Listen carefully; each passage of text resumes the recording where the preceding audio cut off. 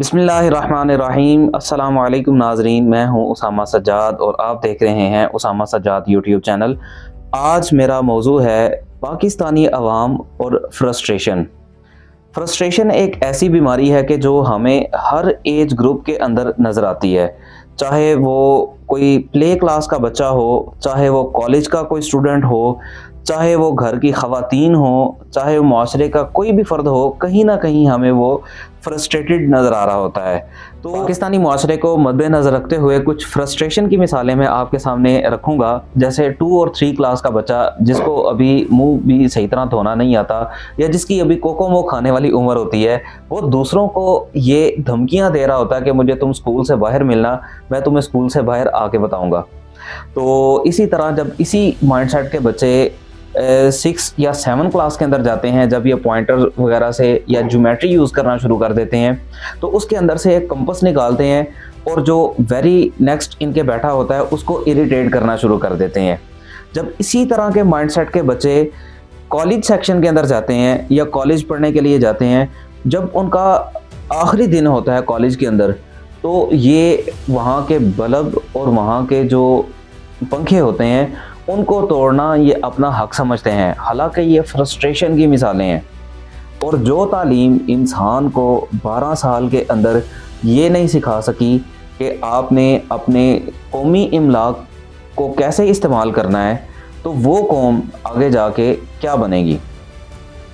Frustration کی ایک مثال یہ بھی ہے کہ لوگ ڈومیسٹک اینیملز کو یا جو اسٹریٹ ڈاگز ہوتے ہیں اس طرح کے جانوروں کو تنگ کرنا شروع کر دیتے ہیں۔ جیسے اگر کوئی گلی کے کنارے کے اوپر ایک کتا سویا ہوا ہے تو اس کو خواہ مخواہ پتھر مارنا یا اس کو خواہ مخواہ اریٹیٹ کرنا، یہ بھی ایک فرسٹریشن کی علامت ہے، حالانکہ ہمارے مذہب میں کسی کو تکلیف دینا جائز نہیں ہے۔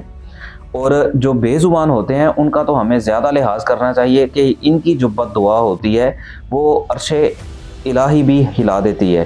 تو ہمیں کوشش کرنی چاہیے کہ اگر ہماری سراؤنڈنگ کے اندر کوئی ایسا بندہ ہو جو فرسٹریٹڈ ہو، اس کو اس کام سے روکنا چاہیے۔ اگر پاکستانی معاشرے میں شادیوں کی بات کروں تو شادیوں کے اوپر بھی ہمیں بہت زیادہ فرسٹریشن نظر آ رہی ہوتی ہے۔ جیسے ہم شادی ہال میں جائیں، وہاں پر کھانے کا جیسے ہی ڈھکن کھلتا ہے تو کھانا نہیں کھلتا بلکہ بندے کھل جاتے ہیں۔ عوام ایسے کھانے کے اوپر ٹوٹتی ہے کہ جیسے ہم یہ زندگی کا آخری کھانا کھا رہے ہوں۔ تو جو افراتفری ادھر کھانے کے ٹائم مچی ہوتی ہے، یہ بھی ہماری اجتماعی فرسٹریشن کی عکاسی کرتی ہے۔ حالانکہ انسان ریلیکس ہو کر بھی کھا سکتا ہے، اور جو انسان کے نصیب کا ہوتا ہے وہ اسے مل جاتا ہے، اور جو یہ فرسٹریٹڈ عوام ہو جاتی ہے اور بہت زیادہ اپنی پلیٹیں بھر لیتی ہے اور اس کے بعد وہی کھانا بہت زیادہ ضائع کرتی ہے۔ حالانکہ رزق ضائع کرنا انتہائی سخت اور کبیرہ گناہ ہے۔ ہمیں رزق ضائع کرتے وقت اس قوم کی طرف بھی دیکھنا چاہیے کہ جن کے پاس 3 ٹائم کا کھانا بھی بمشکل ہوتا ہے، 3 ٹائم کا بلکہ 2 ٹائم کا کھانا بھی ان کے لیے مشکل سے ان کو ملتا ہے۔ جیسے بہت سے افریقن کنٹریز آج بھی ہیں جہاں پر بہت زیادہ سٹارویشن ہے، بہت زیادہ قحط سالی ہے۔ بہت سے لوگ آج بھی دنیا میں ایسے ایگزسٹ کرتے ہیں کہ جن کو اپنے سروائیول کے لیے بھی کھانا نہیں ملتا۔ ایون کہ پاکستان کے اندر بھی بہت سے بچے ایسے ہیں جن کی تعداد کروڑوں میں ہے کہ جو آج بھی میل نیوٹریشن کا شکار ہیں، جن کی جو ایک نیوٹریشنل ریکوائرمنٹ ہے وہ پوری نہیں ہو رہی، اور ہم اپنی شادیوں کے اندر دیکھ لیں کہ کتنا زیادہ کھانا ضائع کرتے ہیں۔ یہ بھی ہماری اجتماعی طور پر فرسٹریشن کی عکاسی کرتی ہے۔ اسی طرح جو سوشل کنفلکٹس ہیں وہ بھی ہماری فرسٹریشن کی عکاسی کرتے ہیں۔ جیسے خواہ مخواہ گھروں کے اندر ان باتوں کے اوپر لڑائیاں ہو رہی ہوتی ہیں جس کا کوئی سر پیر ہی نہیں ہوتا، جس کی کوئی لاجیکل ریزننگ ہی نہیں ہوتی۔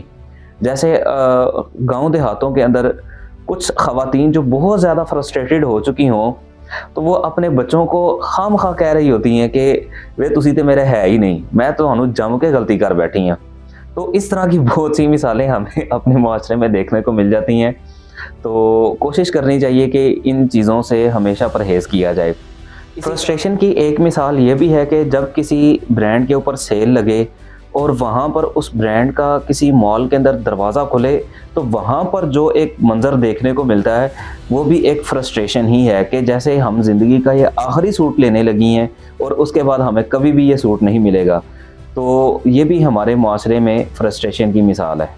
ہمارے یہاں پر فرسٹریشن کی ایک مثال یہ بھی ہے کہ ان نیسیسری وال چاکنگ، لوگ खाम खा हर उस जगह पर लिखना शुरू कर देते हैं और कुछ भी लिखना शुरू कर देते हैं कि जिसकी कोई लॉजिकल रीजनिंग नहीं होती, बल्कि वो वहाँ का जो नेचुरल ब्यूटी होती है उसको तबाह कर रहे होते हैं। जैसे हम किसी नॉर्दर्न एरिया के अंदर जाएं, वहाँ पर किसी पत्थर के ऊपर लोग वो कुछ लिख देते हैं जो बाज़ औक़ात पढ़ने के भी काबिल नहीं होता, या बाज़ लोगों ने एक दिल बनाकर अंदर किसी का नाम लिखा होता है और उसके अंदर एक तीर भी घुसेड़ा होता है और आगे से 2-3 कतरे ब्लड के भी टपक रहे होते हैं। और इसी तरह के बंदे जब किसी जगह पे सफ़र कर रहे हों, तो जो उनसे अगली सीट होती है उसके पीछे भी अपना नंबर लिख देते हैं। इवन कि ये लोग जब वॉशरूम यूज़ करते हैं तो उधर भी कई नाम और बहुत सारे नंबर लिखे हुए हमें मिलते हैं।